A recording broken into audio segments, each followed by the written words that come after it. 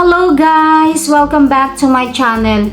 Here I am, nakatunga nga sa bed, thinking about my journey. Dati ang room na to is just a place to rest after long shifts abroad. Pero ngayon, it's a place where I dream bigger. Hindi lang pag-iimpake ng damit, I'm also packing my future, paghahanda sa kinabukasan.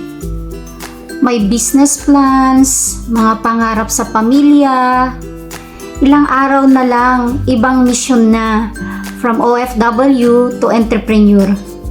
At ito ang aking baon, isang notebook kung saan nakasulat ang aking mga plano, mga research, mga simpleng hakbang tungo sa pag-unlad.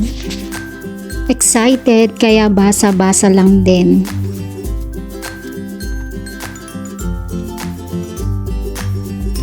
Ayusin ang mga damit para lang pagbabudget. Kailangan ma-fit in natin lahat sa maliit na maleta. Huwag pasaway, no excess baggage, no dollar fee.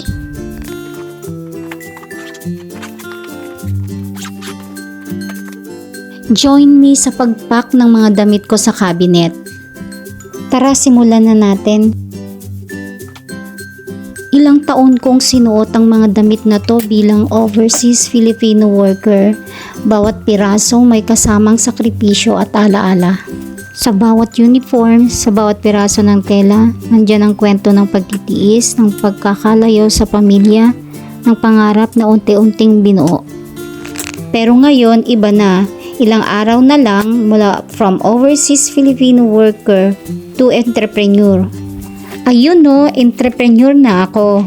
Yung jacket na yan ang isusuot ko sa airport. Ang tunay na baon ko ay hindi lang damit, kundi ang mga nakasulat sa notebook.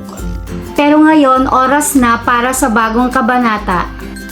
Ang kama na to ang saksi sa aking pagod at pangarap bilang OFW.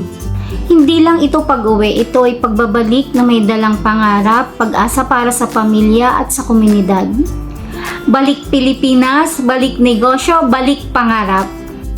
Ang lahat ng ito hindi para sa akin, kundi para sa pamilya, para sa komunidad, para sa legasiya na iiwan ko.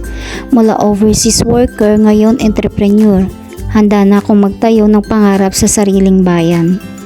Isang notebook lang ang baon ko, pero dito nakasulat ang kinabukasan. Hindi pera, hindi yaman, kundi plano, pangarap at determinasyon. At iyon ang tunay na puhunan. Kung kaya ko, kaya mo rin. Sa bawat overseas worker na may pangarap, tandaan, hindi hadlang ang distansya, hindi hadlang ang sakripisyo. Ang pangarap, basta pinaglaban, nagiging negosyo. From OFW to entrepreneur, huwag nating kalimutan, prayers and guidance of the Lord. Without Him, we are nothing. Kung nagustuhan mo ang video na to, please do like, subscribe, and follow me. Thank you for watching!